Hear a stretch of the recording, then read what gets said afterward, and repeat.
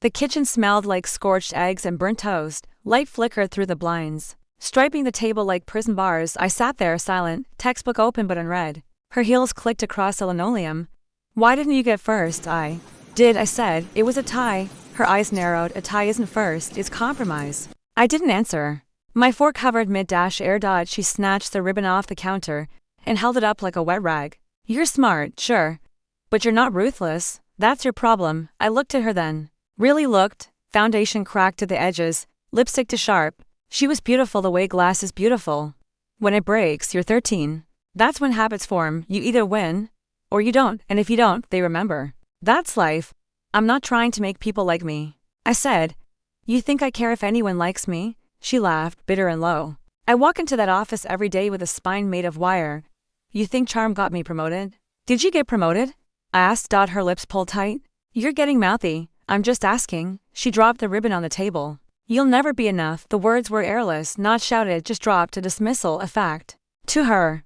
I didn't flinch, I didn't argue, my heart didn't race. That scared her more than tears would have, did. You hear me? She snapped. I did. She waited for something. A reaction, an apology. I turned back to my textbook. She crossed her arms. Your father, he used to think you'd be the soft one.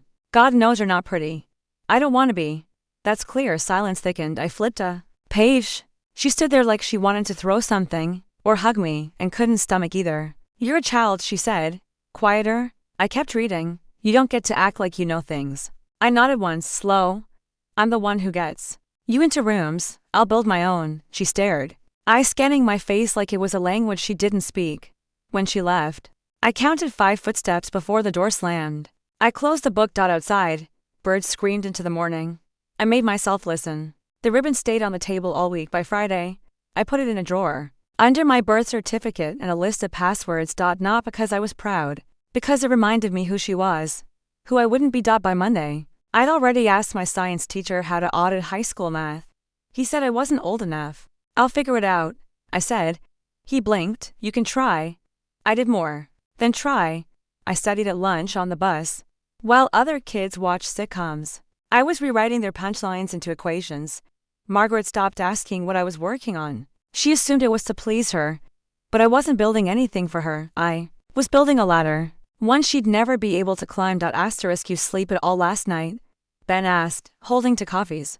Hopeful, define sleep, I said, taking one. He grinned. A nap between co-commits, then yes. I slept. We crossed the glass atrium, into the open floor. Kayla startup accelerator. Year 1.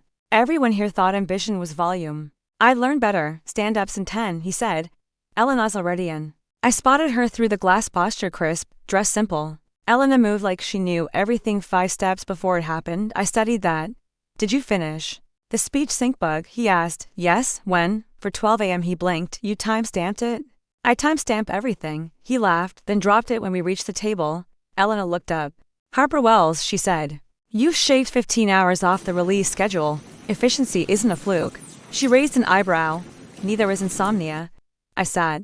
Ben followed, less sure of his footing. You two are early, she said. I like early. Is quiet, I said. Less theater. She flipped a folder shut. Let's talk edge cases. Ben leaned in, eager. I stayed quiet. Elena turned to me. Do you disagree with our priority stack? I think it's fine. That's a deflection. I met her eyes. If I disagreed, you'd already know. I don't waste breath. She smiled slightly. Good. Ben looked between us like a spectator at a chess match he didn't understand. When she left, he leaned in. Why does she like you? She doesn't, I said. She respects me. You ever talk about anything not work-related? No. He blinked. You're kind of intense, I know. Want to get a drink tonight? Loosen the circuits? No. No isn't no. Ben? He tried a joke, but it trailed off. I stayed late. Most did that first year. But I stayed silent. Watched who panicked under pressure, who rewrote specs to hide bugs, who whispered names during review calls. I never did, I just delivered. By midnight, the floor was empty. I compiled logs, exported reports, backed them up twice. Still here? Elena's voice, low and unreadable. From behind me, I didn't jump always. She walked in, heel soft. You know what they call you, something flattering, I'm sure. The quiet knife. I turned to her. Do I strike you as violent? No, she said, precise. She said opposite. You don't ask for help. No one offers it. That's not true, Ben tries. You supervise. She tilted her head. You think I supervise you? I think you observe. Same thing. She nodded slowly. You? Don't waste language. No point. What's your long game? VP by 32. Board seat by 40. Not founder. Founders burn. She smiled. And you don't? I'm made of different fuel. She stood. Take a half day tomorrow. No. It wasn't a suggestion. I don't need rest. It's not about need, she said. It's about pace. You want to outlast them? Learn to pause. Without falling behind, I didn't answer. She walked to the door. You're sharp, Harper Wells. But edge cuts both ways. The lights clicked off behind her. I stared at my reflection in the monitor. The same eyes Margaret had. But mine didn't tremble. They calculated. The elevator chimed at 31 executive floor. Frosted glass, clean steel, silence that cost money. I stepped out, badge clip. Expression neutral. Simon Liu looked up as I entered. Alina. Welcome. Officially. Thank you, I said, offering a firm handshake. His palm was cool. Dry, unhurried. Your office is ready. I signed the final onboarding this morning. He gestured to the tablet on his desk. You'll want to review team structure before tomorrow's roundtable. I nodded. I will. He stood. There's a quiet here you'll like. Intellect doesn't need volume. I found that to be true. We walked the corridor. Polished floors reflected our shoes. At my door, he paused. One more thing, he said. HR falls under your review now. Technically it's a dotted line, but their director reports upward. Margaret Wells, older staffer. You'll see her name in the org chart. The floor shifted slightly beneath me. I said nothing. She's a bit entrenched, he continued. You'll form your own view. I will. He opened the door. Welcome to war rooms and windows. He left. I stepped inside. My office was sharp angles, minimalist furniture, to chairs opposite my desk. I set down my bag and opened the onboarding folder. Org chart. Scroll. Click. Margaret Wells, Senior HR Administrator reporting to Louise Tran. Director of People Ops tenure, 11 years performance tier, mid-range peer feedback inconsistent. Collaboration. There it was, Margaret, my mother. Still using her maiden name. I stared at it for 7 full seconds. Then I clicked again. Close the window. Open the quarterly operations report instead. At noon, I joined the executive sync, conference room glass. 10 chairs, 5 filled. Simon at the head. Introductions were quick, hands were shaken. Data sets shared. Alina, Simon said. You'll also be looped into a few HR transition items. I nodded. Will Margaret be in those? Louise glanced up. Wells, not directly. She handles archival, compliance, some internal training. Why? Just making sure I have the names right. After the meeting, I returned to my office. Checked calendars, scanned policy docs. At 3:43 p.m., I called HR. This is Alina Harper Wells, I said. Can someone bring up the 2019 promotion records, specifically internal mobility stats? A pause. Then? Sure. Margaret handles archive pulls. I'll let her know. Thank you. After 17 p.m. A soft knock. I turned. She stepped in, holding a file. She looked older, gray streaks framing her face, shoulders tighter. But the eyes were the same, critical, cold. Ms. Harper Wells, she asked. Double quotes. Yes. She held out the folder. I didn't take it right away. Her hand didn't tremble. I reached forward. Our fingers touched for a second. Her eyes flicked to my nameplate, then back to my face. Nothing registered. Thank you, I said. She nodded once. Is that all? Yes. She turned, left. I waited 10 seconds. Then? Margaret. She stopped in the doorway. Have you worked here long? 11 years. You like it? A pause. It pays. Asterisk. What did you do before this? She turned slightly. I've worked in a dozen places. HR's the same everywhere. Paper and people. Mostly in that order. I stood. Walked slowly toward her. You were at Jensen Capital, weren't you? She stiffened. A while ago. I interned there. Long ago. That right? Her voice was cautious now. Small world, smaller than you think. She studied me again. I watched the lines around her mouth twitch. Then smoothed out. Her eyes moved from my shoes to my face. How old are you? She asked. 31. She said nothing. I waited. Finally, do I know you? You should. Another silence, then. Soft and sharp. Harper. I nodded once. She exhaled through her nose. Of course. Her tone wasn't surprise, it was calculation. The same voice that once said I'd never be enough. You changed your name. Hyphenated. Legal too. Years ago. So, you're this? Yes. She folded her arms. Congratulations. It wasn't luck, no, she said. It wouldn't be. I stepped closer. You report 3 levels below me. Noted. You didn't recognize me? I didn't look. I waited again. Nothing came. No apology. No emotion. I won't make things difficult, she said. You can't. Her jaw tightened. So what now? Now? I gestured to the hallway. You go back to HR. I go back to work, and eventually, you'll understand how far beneath me you've always been. Her breath caught, just slightly. I turned away first, sat back at my desk, picked up a pen. She left without closing the door. Aaron tapped his pen against the edge of the tablet. This is her third consecutive cycle below benchmark. I scanned the summary again. Quantitative feedback, he swiped, process non-compliance. In Q2, missed audit handoff, skipped documentation on grievance float-wise. She explain it. Claims it's redundant, says we're over-documenting. She's been here 11 years, she knows the systems. Knows them, ignores them. I leaned back. What's her engagement score? 42. That's not a score, that's a cry for help. Aaron half smiled. She's respected by the old-timers. Feared or respected, he shrugged, they blur. Direct reports. 3. All younger, to flagged her for communication style. 1 just transferred out, exit notes, tense climate. I tapped the edge of the desk. Schedule her review. Formal or soft? Formal. He made a note. Do you want to lead it? Yes. Aaron looked up. Want me in the room? No. He nodded. You're efficient, just practiced. The conference room was windowless, deliberate. Nothing to reflect in. She walked in at 9 o'clock sharp. Blouse buttoned to high, folder clutched tight. Margaret. I said. Ms. Harper Wells. No need for formality. Sit. She did, still no recognition in her face. That was its own kind of power. I tapped the screen. You've been flagged for pattern issues. Repeated documentation failures, low team morale, peer friction. She folded her hands. I get the job done, not the same as doing it well. I don't need coaching from someone half my age.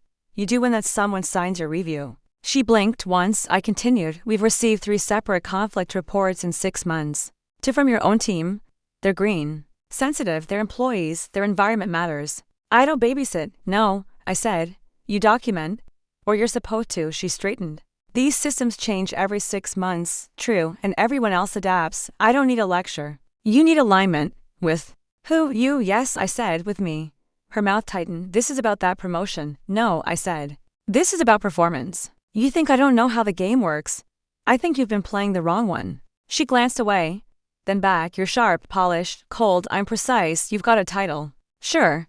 But no loyalty, no roots. I wasn't hired for loyalty. I was hired for results. Silence. I waited. She spoke first. So what now? Corrective action plan, 60 days. And if I don't agree, then we initiate formal offboarding with cause. She sat very still. You're enjoying this? No, I said. I'm delivering feedback. She looked at me like she was searching for something under my skin. What's your story? You read the resume. No, the real story. I didn't blink. I built something you didn't, that landed. Her eyes narrowed. You're not as clever as you think, she said. And you're not as invisible as you hoped. I stood. Review signed or not. It's in the system by noon. You can contest it in writing. She rose. Slower. You're not done with me. I was done at 13. For a second, her expression cracked, not fear. Recognition. Then she left, quiet, controlled. I marked the file complete. Asterisk. I found the missing file at 11:06 It should have been their standard complaint protocol. Timestamped, confirmed, stored. Lena Dawes had filed it through the internal system. The confirmation ID matched the audit log. But the file itself was gone, erased. I called her in. Lena? When did you submit your formal report? Last Wednesday. HR logged the receipt. I followed up. Who handled the follow-up? She hesitated. Margaret Wells. I looked up. What did she say? That it had been escalated to Louise. But Louise said she never saw it. You made it back up. Lena nodded, reached into her bag, and handed over a printed copy. I also CC'd myself in case. Good instinct. She made me feel like I was overreacting, Lena said. But I wasn't. I know I wasn't. You weren't. Her shoulders sagged just slightly. Am I in trouble? No. I said. She is. I found her near the back filing room, sleeves rolled, face impassive. Margaret. She turned slowly. Ms. Harper Wells, we need to talk. Now. She followed me to the small compliance room, 4 walls, 2 chairs and a steel table. I closed the door. You deleted a complaint. I archived it. No. You deleted it. It was irrelevant. Misfiled, handled. It wasn't yours to handle. It was an active grievance. She's overdramatic. She's also right. She exhaled. These things happen all the time. People complain, regret it, ask for it to disappear. She didn't, and you're not authorized to erase employee records. I've done it before. I know. That stilled her. I set the paper down between us. Why this one? She undermined me, Margaret said in front of her team. I corrected her privately. She retaliated. She filed a grievance. She wanted to make an example of me. She documented protocol failure, I said. You retaliated. Her eyes sharpened. So you're taking her side, I'm enforcing policy. She's 24. I've worked longer than she's been alive, and yet she knows the rules better. She thinks rules protect her. They don't. They never do. I leaned in slightly. But they protect the company, and that's my job now. I know who you are, she said suddenly. I knew before. I just didn't say it. Why not? Because it didn't matter, didn't it? She looked away. You always needed a stage, no. I needed fairness, and now you think this is justice. No, this is accountability. You sound like your father. You don't, she flinched. I pushed the tablet toward her. Sign the acknowledgement, you'll receive a formal notice. One more breach and you're out. That's excessive, that's restraint. I could go public, say you're biased, say this is personal. Please do, I said. Let's test who they believe. Her hand hovered over the screen. Then she signed. Anything else? She asked. Yes, you're being pulled from personnel cases effective immediately. Admin-only access. Starting now, you're sidelining me. I'm limiting your ability to hurt people, she stood. You think this makes you strong? No, it makes me clear. She looked at me for a long moment, then walked out. I watched the door close, then called legal. The boardroom was quiet. The kind of quiet that absorbs sound. 12 seats to pitchers of water and a stack of reports no one read until the numbers burned. I entered last. Margaret was already seated. Far end, lower third chair. Simon gestured to the open seat beside him. Alina. I sat, smoothed my blazer, pulled the quarterly file closer. Louise began. Q3 review, day metrics, operations handoffs, and the HR audit closeout. I didn't look at her yet. Margaret spoke once, a brief nod to retention scores, her voice flat. Practiced, I let her finish, then, point of clarification, I said. All heads turned except hers. I reviewed the archive logs. One incident.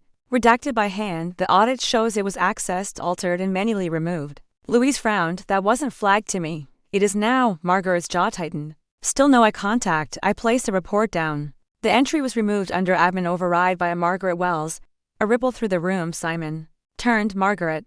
I followed the same process I've used for years. I said nothing. Her eyes lifted. For a second nothing, then she saw me. Fully, entirely. You, she said. It wasn't soft. It wasn't loud. It landed. Yes, I said. Executive Vice President Harper Wells. Her mouth parted. You changed your name. I evolved it. I didn't recognize. I noticed. She looked at the table. Then back at me. This is personal. It's policy. You came here to humiliate me. No, I said. That was just a side effect. Simon raised a hand. Let's stay focused. This is a conflict of interest, she snapped. You're her daughter, I said. Yes, you finally said it. The room held. Still. Louise cleared her throat. Should we take this offline? No, I said. Keep it in the record. Transparency matters. Margaret pushed back from the table slightly. This is revenge. No, I said again. This is clarity. You wouldn't be in that seat if not for me. True, I said. I built the ladder on your insults. She stood. I won't be spoken to like this. You will. And then you'll listen. I won't sit here and be judged. You judged me first, at 13. I did what I thought would make you stronger. It did. You just don't get to take credit for surviving what you caused. Simon leaned in. Margaret. We have options. But deflection isn't one of them. She looked at him, then at the others. You're all just letting this happen, correct? I said, because it's overdue. I gave my life to this company, and it gave you a salary. I replied. Non-immunity. Silence. Margaret breathed in sharply. So this is who you are? Yes. I said, this is who I became. Without you, no one moved. No one interrupted. She reached for her folder, closed it slowly, and left without a word. Simon looked at me. We'll reconvene later? Thank you. I stood. Walked out. The hall was quiet again, and I didn't look back. The hearing room was small, clean, soundproofed. A long table with 3 chairs on either side, one at the head. Neutral lighting. No one raised their voice here. Margaret sat down without looking at me. Simon nodded at HR legal. Let's begin. The compliance officer opened her laptop. This is a formal hearing to determine disciplinary resolution for Margaret Wells, Senior HR Administrator, in accordance with Policy 9.3 in the Employee Code of Conduct. Margaret folded her hands. I've already been reprimanded. I signed the acknowledgement. This isn't a reprimand meeting, I said. Her eyes flicked toward me. Of course it isn't. The officer continued. Ms. Wells has been found in violation of archival protocol, retaliation procedure, and administrative override misuse. 3 distinct breaches. Margaret's tone didn't shift. I did what I thought was necessary. Intent doesn't erase policy, I said.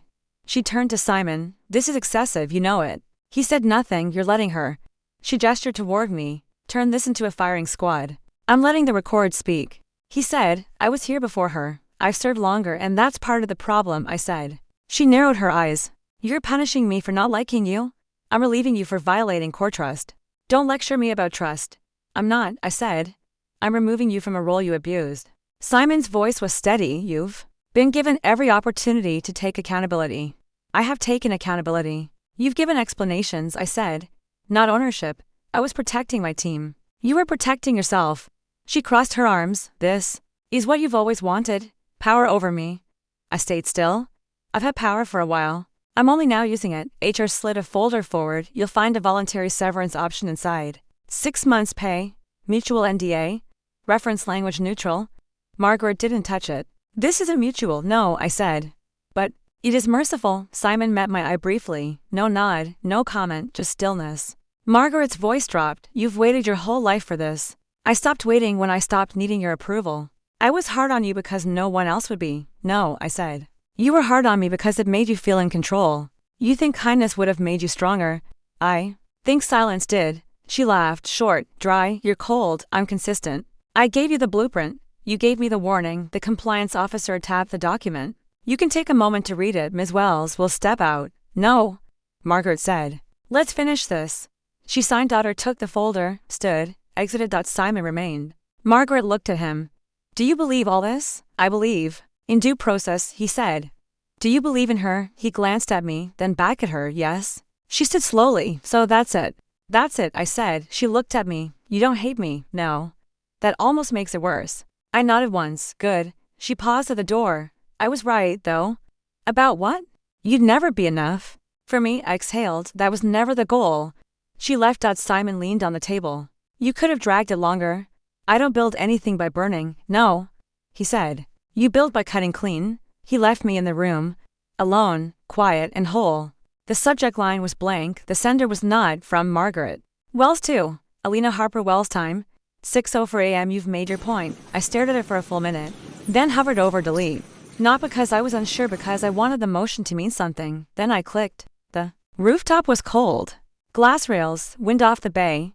Late afternoon sun that didn't warm anything. Elena sipped her coffee slowly. You finally did it. I didn't kill her, Elena.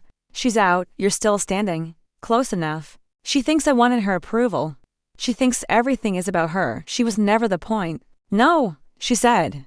But she was the weight. I looked out over the skyline. It's strange. What, winning? And not needing the trophy, she smiled. That's how you know you're done. I didn't answer. She turned toward me. She really emailed. One sentence. What did you say? Nothing. That's a better reply than anything I've ever sent my mother. I smiled.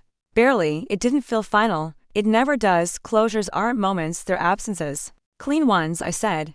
She nodded. We don't talk enough about women who end things without fire. She expected fire. You gave her silence, which is louder, I said. Elena tipped her head. Do you feel free, lighter? That's the same thing. She burned through everything, I said. Then blamed the ash. You? Didn't come from her, Alina. You passed through her. That stopped me. She finished her coffee. The board wants to extend you. I looked over. Extend how? Advisory seat. Permanent. You chair strategy. I raised an eyebrow. They think I won't intimidate them from out there. They know you will. She said, that's why they want you. I didn't speak. She stepped closer. You don't owe her anything. Not silence, not grace, not rage. I know. You can stop reacting now. I nodded once. You've already won, she said. Stop looking back at the ring. I'm not. She looked at me. I smiled small. I'm melting it down. She laughed. Now that's the Harper Wells I trained. I watched the sun lower across the skyline below us. The city kept moving, above it, so did I asterisk. We met at a quiet cafe off Spear Street. No logos, no lanyards, no walls of glass. Just steam from teacups and soft jazz. Lena arrived 5 minutes early. Nervous energy folded into her blazer sleeves. Thanks for meeting me, she said, setting her bag down. You asked. I said yes. I didn't think you would. Why not? She hesitated. Because you're you, meaning you don't do small talk or soft landings. True, I said. But I do mentorship when it counts. The waitress poured water. Lena glanced at the menu but didn't open it. You're not eating. I'm not hungry, she said. Too many ideas in my stomach. Then let's talk, she nodded. I've been sketching a policy streamlining tool. Something that cuts compliance dead time without compromising audit trails. You'd set the logic to your industry. Real-time flags, dynamic triggers. How far along? Prototypes clean. I'm running simulations. Who's backing? It no one, yet? You pitched, she laughed, 3 rooms to blank stares. One guy asked if it was an app for HR assistants. And what did you say? I said it was an app to replace him. I smiled. That's a good answer. He? Didn't think so. That's a good filter, she shifted. I've seen people like me push. They get called difficult, cold, they called me worse. They call you brilliant after I stopped threatening them. Her hands tightened on the water glass. You don't hesitate. I hesitate. Constantly, I said, I just don't perform it. She looked down. My mother told me not to want it much, that it made women brittle. She was wrong. She told me wanting was greedy, that it made people punish you. They punish you either way, I said.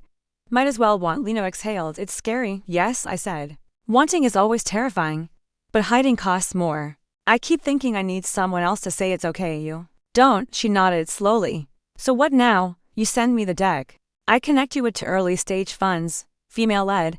One runs lean, one's aggressive. You'll choose, really? You'll also rewrite your founder bio. No soft qualifiers like what? No still learning, no trying to, she blinked. You read my bio? I read everything. Lena sat straighter. Why are you doing this? Because women like us shouldn't have to burn to prove we can hold fire. Her mouth trembled slightly. That's what it feels like. All the time, not forever. She looked at me. When? Did it stop for you when I stopped waiting to be invited? Silence stretched. Not awkward turned. I want to matter, she said.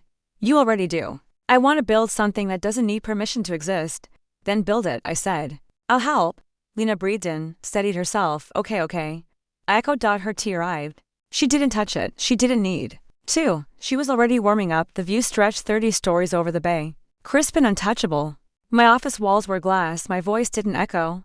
I liked it that way. There was only one chair across from my desk, a clean-lined, bone-colored armchair. It had presence without comfort. I'd chosen it carefully. Sometimes I imagined her in it, legs crossed, hands still, purse on her lap like a verdict. Nice space, she'd say. Eye scanning, voice cool.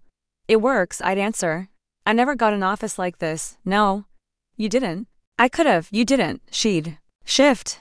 You still sound like a teenager when you talk to me. And you still sound like someone trying to rewrite a lost silence. Then, so what now? And I'd say, now, you leave. But the chair stayed empty. No ghosts, just air. A knock. Elena. She stepped in without waiting. You need a second chair. No. One chair signals distance. It signals choice. She arched an eyebrow. Who's not invited? Anyone looking for validation. She crossed the room, took the chair without asking. I'm ignoring your silent metaphor. Bold of you, always. She looked out the window. You settling in. This feels like the right altitude. I had a similar office once. You gave it up. Didn't need it anymore, she said. Power's addictive until you realize clarity lasts longer. Do you miss it? No, she said. But I remember the chair. I looked at her. I kept mine empty too, she said. For different reasons. Which were? None of them ever deserved to sit. I smiled. We're not so different. You're sharper, she said. Cleaner. You didn't splinter. No. I just cut away the rot. She looked at me. Is it done now?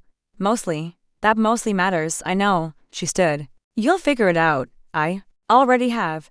She paused at the door, at a second chair. Alina. One day someone might deserve to sit. I didn't answer. She left. I turned back to the window. And for once, the chair stayed just furniture. Not memory, not metaphor, just space, exactly as I wanted. The boardroom felt smaller now. Not because it was, but because I had stopped shrinking to fit it. 12 chairs to carafes. One agenda. Simon stood as I entered. Alina, Simon, coffee, no. He gestured toward the far end. We kept your seat open. I noticed. We sat. Folders opened. Slides clicked. Numbers shifted like tides. When the meeting ended, the others filed out. He stayed. I wanted to speak alone, he said. Go on. He leaned back. We've been watching your quarterlies. Your hires, your policies, and you've done what most people only theorize. I don't theorize. That's why the board wants to extend you. How? Strategic development chair. Equity. Vote on executive direction. I looked at him. You don't offer that lightly, no. Why? Me? He paused. Because you know when to cut and when not to. And because Margaret's gone, no. He said, because you stayed afterward. Silence passed clean between us. You built something permanent, he said. I built something mine. He smiled. So? Will you take the seat? Yes, without conditions, with one.